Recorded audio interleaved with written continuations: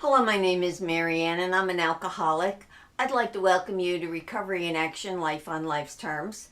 This is an open meeting of Alcoholics Anonymous. We're glad you're all here, especially newcomers, in keeping with our singleness of purpose and our third tradition, which states that the only requirement for AA membership is a desire to stop drinking. We ask that all who participate confine their discussion to their problems with alcohol.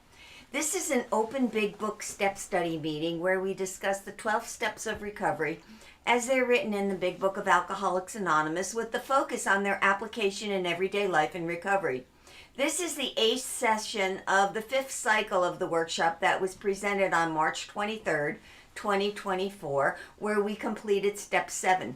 Next week, we'll continue with step 8. If you would like to contribute to the 7th tradition, you may do so using the QR codes displayed. Contributions are applied towards the group's expenses and support our service offices. Recordings of the workshop are available, and if you would like to be placed on the distribution list, please send an email to recoveryinaction462@gmail.com to receive the links. These links are unlisted and not public. I request that you not share them at the public level or post on any social media sites. The workshop typically begins with a brief meditation in which an inspirational music video is played. Because of copyright restrictions, it cannot be on the video. However, a link is provided, and I suggest you take a minute, view the video, and take a brief meditation for yourself before you begin the workshop. As the recording begins, the workshop is already in session. Feel free to contact me if you have any additional questions or require my assistance further. I hope you enjoy the workshop. Another custom of this group is to start the workshop by saying the full version of the Serenity Prayer. We're all familiar with the first part, but many of us are unaware that there is a second part to it, and I believe it's this second part of the prayer that reflects what recovery is all about. So if you would all please join me in the Serenity Prayer. God, grant me the serenity to accept the things I cannot change, courage to change the things I can, and the wisdom to know the difference. Living one day at a time, enjoying one moment at a time, accepting hardship as the pathway to peace, taking as He did this sinful world as it is, not as I would have it, trusting that He will make all things right if I surrender to His will, that I may be reasonably happy in this life and supremely happy with Him forever in the next. Amen. For helping me. So we left out that first little beginning, but that's okay. We're talking about the cover page of the Big Book of Alcoholics Anonymous, which states that it is the story of how many thousands of men and women have recovered from alcoholism. Now, when I am recovered, what is the definition of recovered? Well, one definition is that the problem is removed. I don't have to make a choice whether I drink alcohol or not, because I don't even think about drinking it.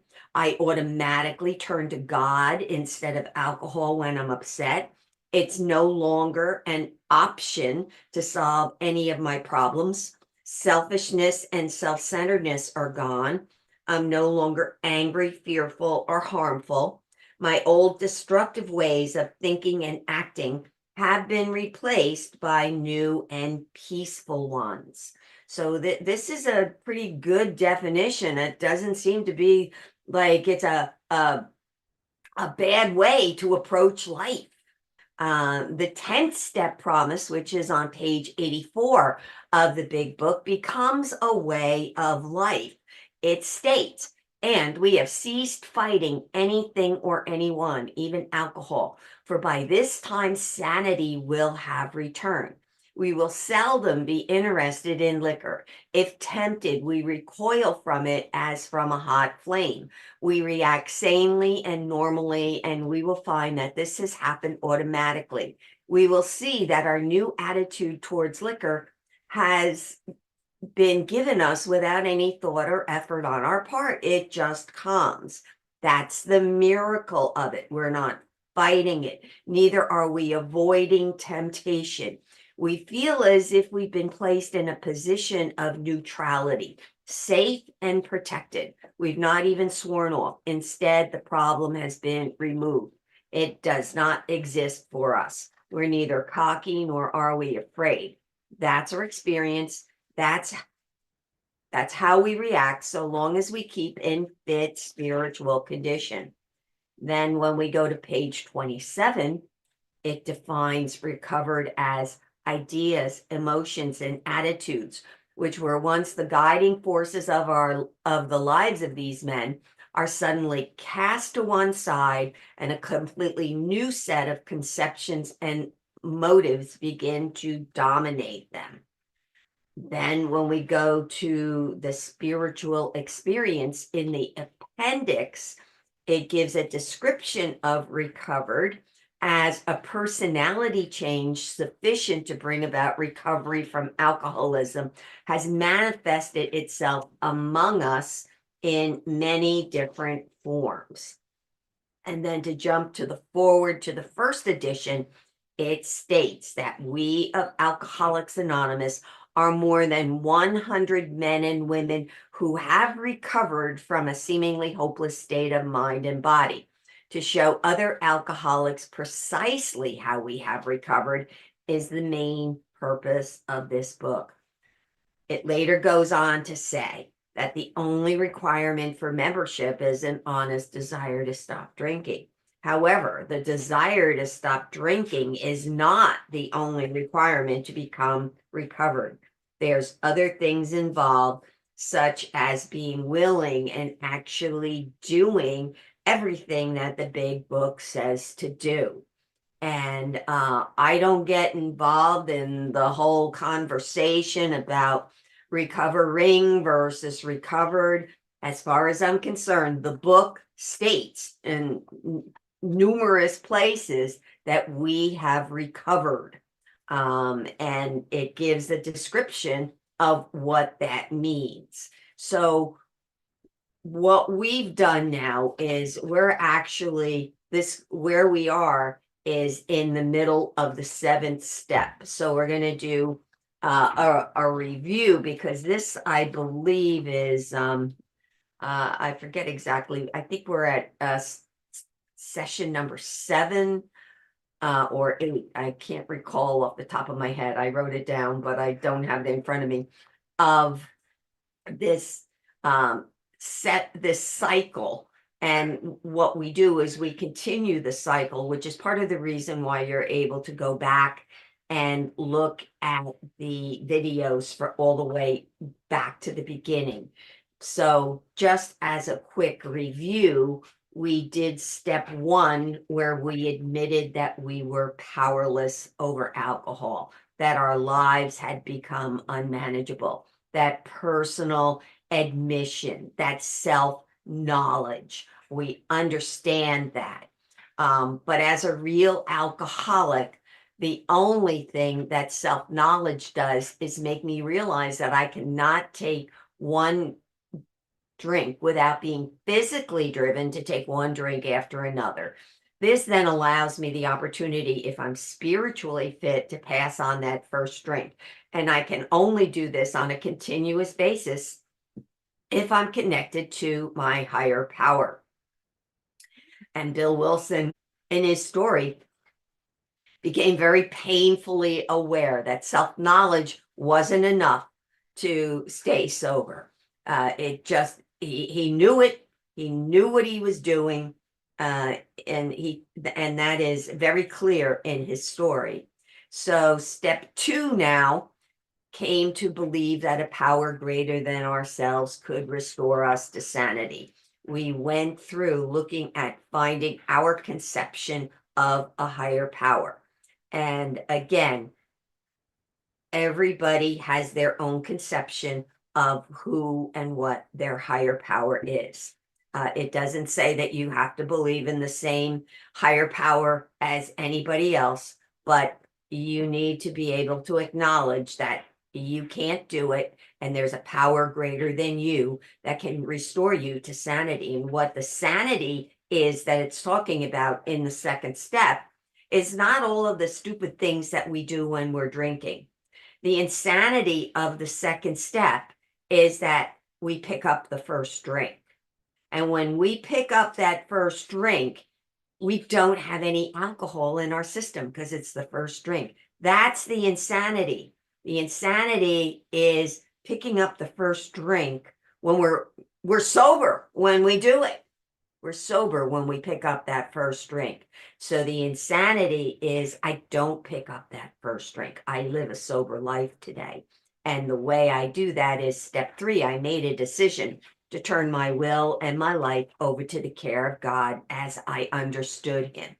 Just that decision. And that decision came as a result of the 3rd step prayer where I offer myself to God. And I'm asking God to accept me. I do not turn my will and my life over to the care of God as I understand him in the 3rd step. I just make a decision to do it. And that decision is that I'm going to do the work that's necessary in order to do that, which starts me at the 4th step, made a searching and fearless moral inventory of ourselves. In the 4th step, we're looking at what we're working with. We're starting to understand ourselves. And the 4th step consists of 4 inventories, and all of these forms are available. There's copies of them in the handout when you print it out, or if you get the binder, there's blank copies that you can actually tear out, copy, and write on. Or there are, if you go to the Google Drive, to which you will get the links if you're on the email distribution, you can actually download electronic copies as Word documents. So the 4 inventories are your resentments, the number 1 biggie, the fears, and then the harms that we've done. There's 2 for harms. One has to do with our sex conduct, and one is everything else, excluding our sex conduct. So what we look at in the 4th step inventories are our character defects. And it states that in most cases, it was found that our self-esteem, our pocketbooks, our personal relations were hurt or threatened. And on our grudge list, we said opposite each name, our injuries. Was it our self-esteem, our security, our ambitions, our personal or sex relations that had been interfered with? And just looking at these parts of self where in our resentment inventory, these parts of self were wounded. And our self-esteem is how we feel about ourselves. Our pride, our pocketbook is our money or anything of a financial or a material nature. Our emotional security, how safe we feel in the world. Our ambitions, our plans for the future, immediate and down the road, or our personal relationships, how we interact with others, including our sex relationships. And then this boils down to 5 main areas. I'm selfish, I'm frightened, I'm I'm dishonest, I'm frightened, I'm selfish, I'm self-seeking.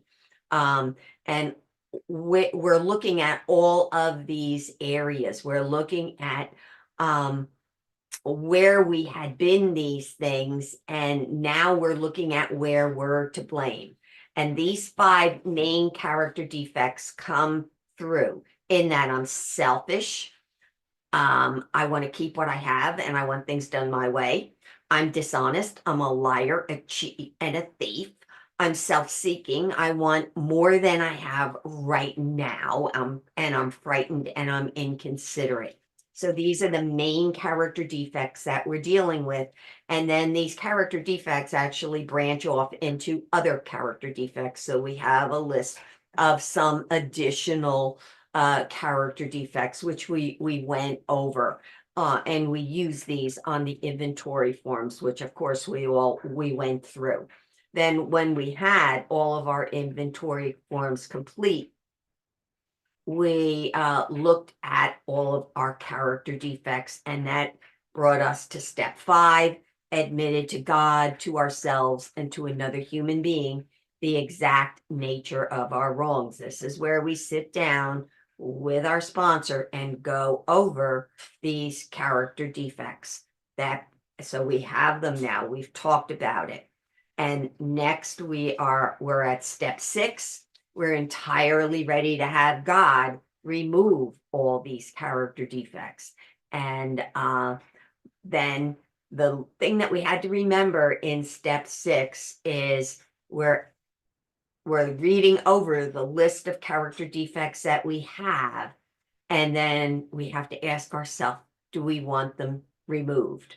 Hopefully your answer is yes, which will bring you to the 7th step. If your answer is no and you don't want them removed, then you need to pray more and ask God for the willingness to have them removed.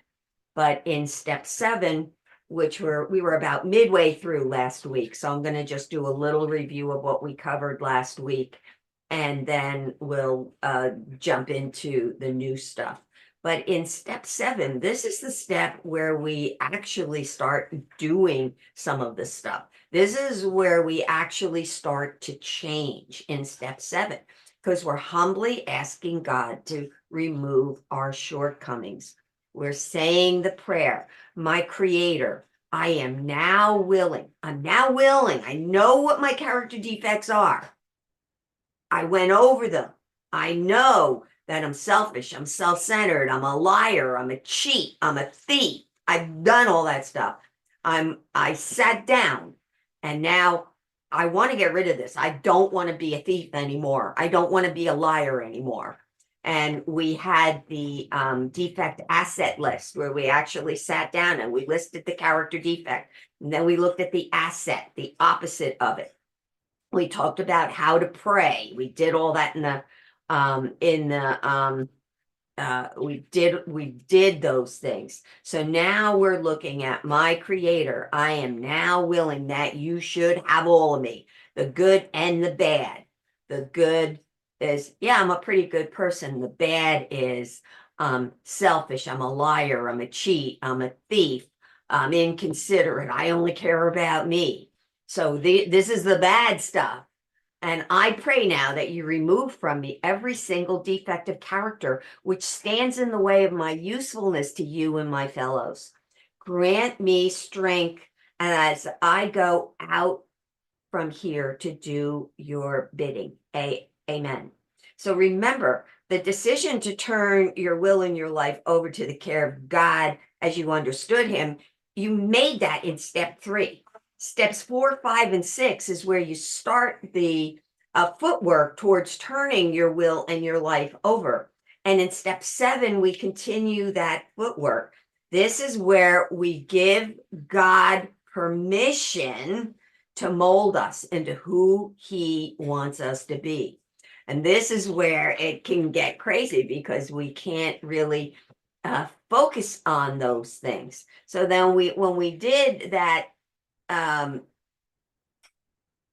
defect asset table, remember on the right side, we listed, I used the procrastinator just as an example of one character defect. You'll have a list of them. And then we have the character defect asset table where if we look up here, procrastinator, we look at the opposite, which we would write here, which means the opposite of being a procrastinator means that I'm someone who's willing to do what needs to be done immediately. So that's where I kind of get in there and look at this defect asset list because I'm looking at what I need to pray about. What do I need God to do? I'm looking for the behaviors that are the opposite. So if my character defect is being selfish, my opposite would be to ignore anything that benefits me and be extremely helpful. But that might not be your definition of being unselfish. Maybe your definition might be to stop wanting things to be going your way and to stop being angry when people don't do what you want them to do, or something else. It's up to you to decide what that is. And then you write your opposite. So this list is a tool that you can use as a springboard to help you get clear on what the opposite of that character defect is. You know what the character defect is. So remember too, we don't have all of our character defects lifted from us at once, nor will they be lifted immediately. We only have to be continuously nudged in the direction, and God nudges us.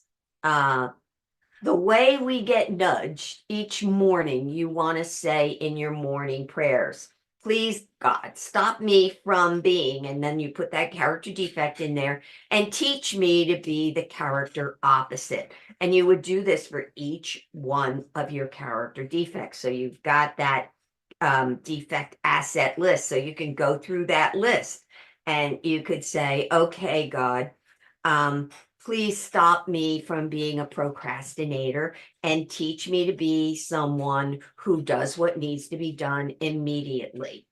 Or, for example, please, God, stop me from being lazy and teach me to be someone who does what is needed immediately. Please, God, stop me from being jealous and teach me to be happy for other people. Please, God, stop me from being mean-spirited and teach me to be kind.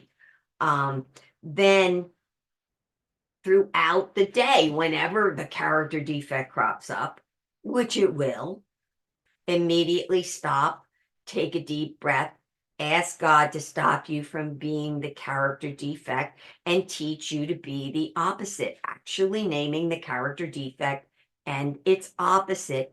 And then this is really important. You act as if you're someone who has that character asset. Remember in the beginning, I remember when I came into the program, they used to say, act as if, act as if, act as if. Remember that God will not immediately remove your defects. Nature abhors a vacuum. If the character defect is removed and you don't have the right thing to replace it with, something that might not enhance your life has a chance to come in and be the replacement. In other words, I'm not drinking, so I might as well smoke cigarettes. Or I'm not drinking, so I might as well overeat. I'm not drinking, so I might as well gamble and go to the casino or buy lottery tickets.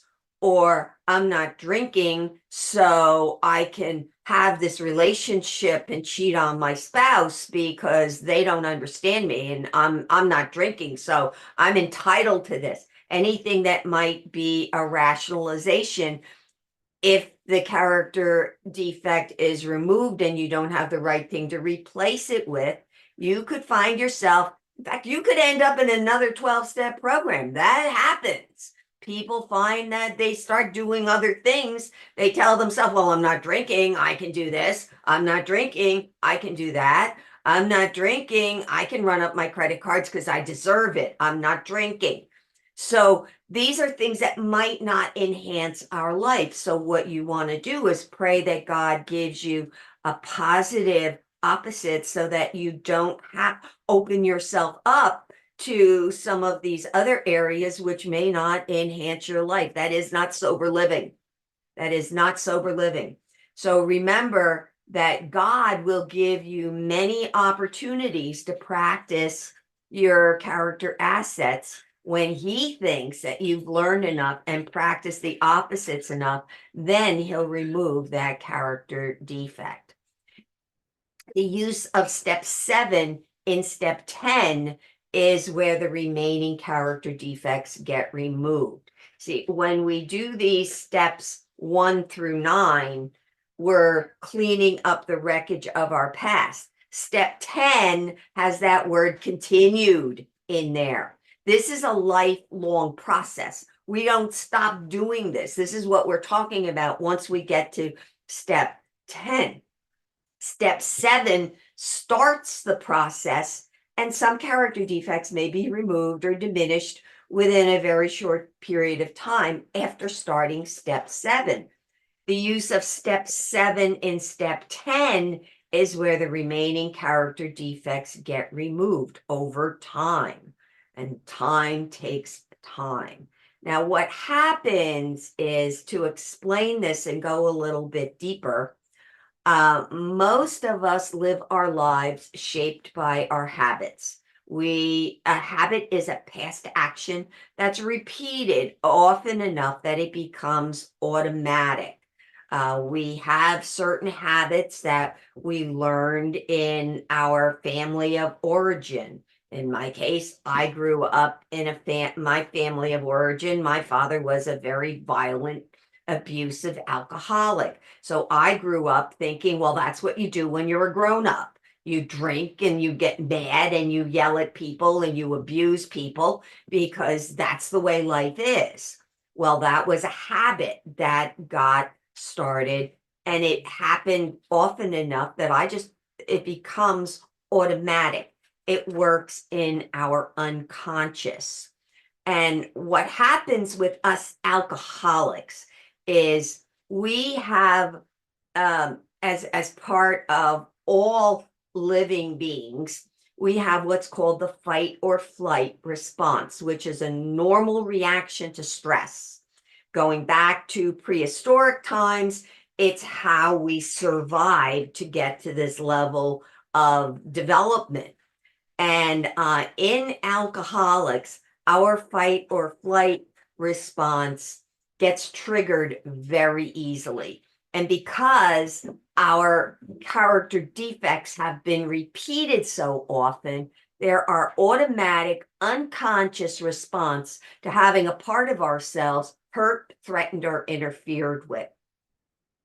So as part of that fight or flight response, that fight or flight response is part of what saves us and keeps us alive. So when our fight or flight response gets hurt, threatened, or interfered with, and it kicks in, our character defects come into play to protect us, to help us to survive. That fight or flight response happens because our brain thinks we're going to be killed, that we're going to die. So we have to do it that way. We have to behave that way. And therefore, it's operating at an unconscious level. This is just the way I am. I've got a short fuse. I react. I defend myself.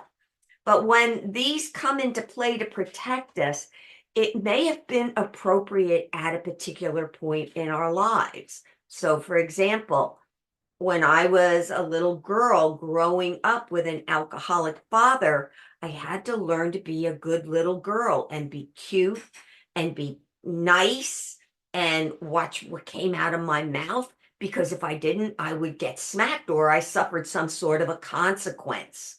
So it was appropriate at that point in time, but as an adult, it outlived its usefulness and caused problems for us.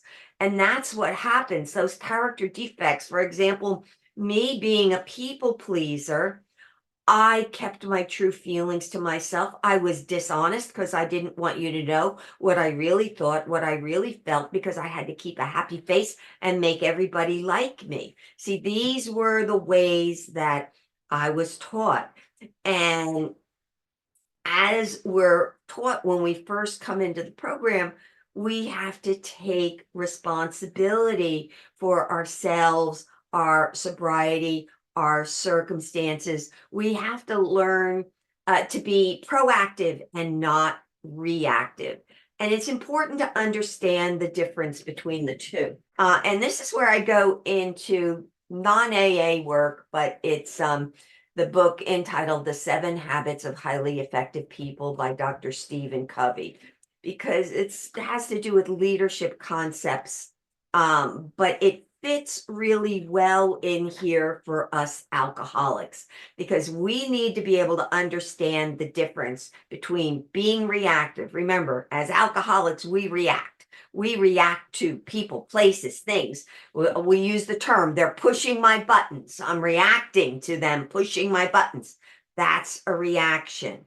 And the best way to understand what proactivity is, first off, is to look at the opposite, which is being reactive.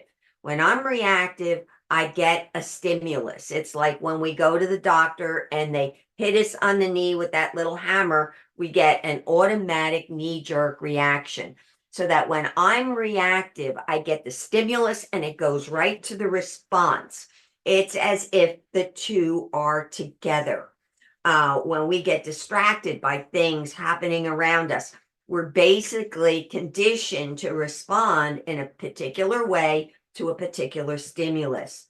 So, for example, someone who is reactive who is negative towards change can demonstrate the kind of behaviors ranging from a grudging compliance, moaning and groaning about it, to actual dysfunctional practices such as starting rumors or perhaps even sabotaging that person. Now, when we're proactive, what happens? All right. Now, when we're proactive, we have to separate that stimulus from the response, and we have to pause, and that's what they teach us. What do we learn in the program? What is it? What's one of the first things they tell us? We're getting all and they say, whoa, whoa, whoa, easy does it. All right, this is where easy does it comes to play. We don't put ourselves into the role of victim. We don't place blame on anything or anyone else.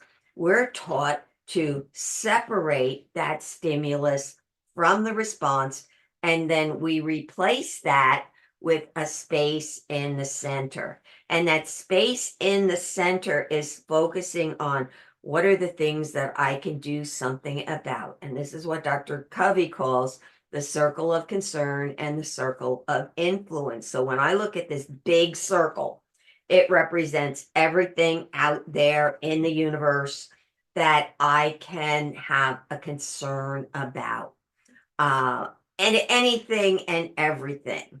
And then in the center here, this smaller circle represents the things that I can influence, where I have some power and control. Now, if I focus my time and my energy on things out here in this larger circle, I'm going to be really frustrated and reactive because I don't have any control over the things that are going on out here. I have to focus my energy and my my behaviors and my energy and my thoughts on these things in this smaller circle in the center, because in this smaller circle is where I have power and control. Now, as I do that, an interesting dynamic occurs which cuts down on the circle of concern. And therefore, when something is happening, I have to ask myself, okay, is there anything I can do about this thing right now, this minute? If the answer is no, I have to accept it because I can't change it. If the answer is yes, I have to say, okay, if the answer is yes, I have to do it, and I have to do it now. That's what causes the circle to grow. And what this basically comes down to is the serenity prayer. It's a mental version of the serenity prayer. The first part, God grant me the serenity to accept the things I cannot change. That's the things that are out here. The courage to change the things I can. That's the stuff within the circle of concern. And the wisdom to know the difference between the two. So when that happens, when I get a stimulus, the first thing I have to do is I have to take a step back and ask myself the serenity prayer, is there anything I can do about this right now, this minute? If the answer is yes, I do it. If the answer is no, I have to accept it and find something that I can do something about, which now brings me back to this proactivity model, which I've separated the stimulus from the response. I pause, and this is where the circle gives me my freedom to choose. And this freedom to choose is based on what Covey calls the four endowments of the human personality. These four endowments of the human personality are only in human beings. Only human beings have the ability to do this. Members of the animal kingdom, no matter how smart they seem, they are trained, but they are only locked into stimulus response. They do not have the upper brain functions that we do as human beings. They do not have logic. I'm training this puppy. I'm training him with treats. Stimulus response. You sit, you get a treat. Therefore, after a while, they'll learn to sit even without getting the treat because they become conditioned to it. So when we have freedom to choose, these four endowments are self-awareness, imagination, conscience, and independent will. Self-awareness is just that. I know things about myself. I know I'm an alcoholic. I know I can't drink. Imagination is my thought process, my brain.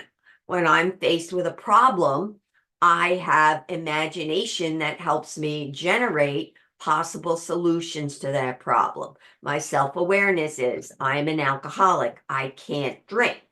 Therefore, I have to go to a social function. What do I do to not drink? Well, I make sure I always my imagination, I make sure I always get my own drink. Whenever I get a drink, I take one of those little stirrer things and twist it, put it in my glass so that I know that that's my drink. And those are so I generate options through my imagination. Then I come to the fourth endowment, which is conscience, which helps me evaluate those options and choose which ones are best. And then I have independent will, where I have choices and I can choose what's right for me. And what that's going to do is give me my response or the result.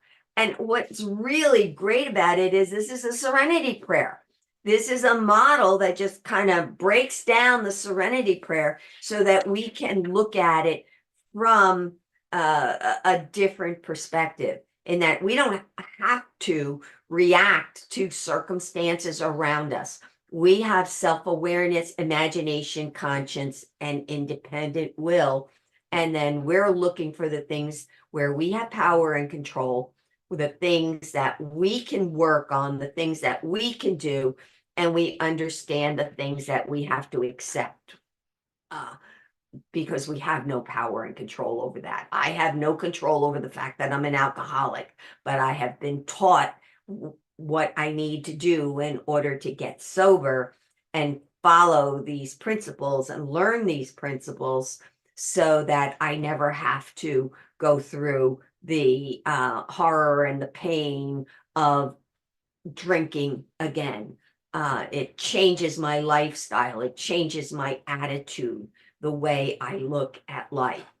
And step 7 and the use of step 7 in step 10 teaches us not to react inappropriately to everyday situations that we might misinterpret as being threatening. And this is what we tend to do. We react inappropriately to everyday situations. We overreact. How many times you're working with a sponsee and they're all, ah! And we sit there, okay, calm down. Easy does it. First things first. What's your first priority? Okay. Easy does it.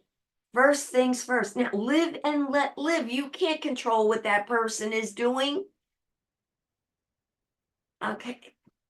Think it through. Think what you're doing. Think how you're reacting. Now put first things first. What's your most important priority today?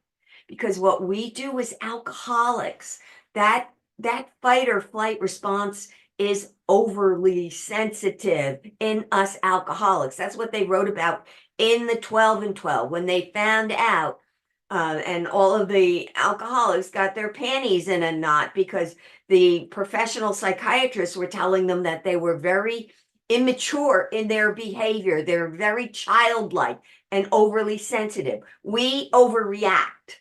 We think that everybody's talking about us. We think that everybody's looking at us. We got that itty bitty committee going around in our heads. That's why we react inappropriately to everyday situations, which get us in trouble with our families, on our jobs. We're always on a collision course with life because we misinterpret what's going on around us as threatening.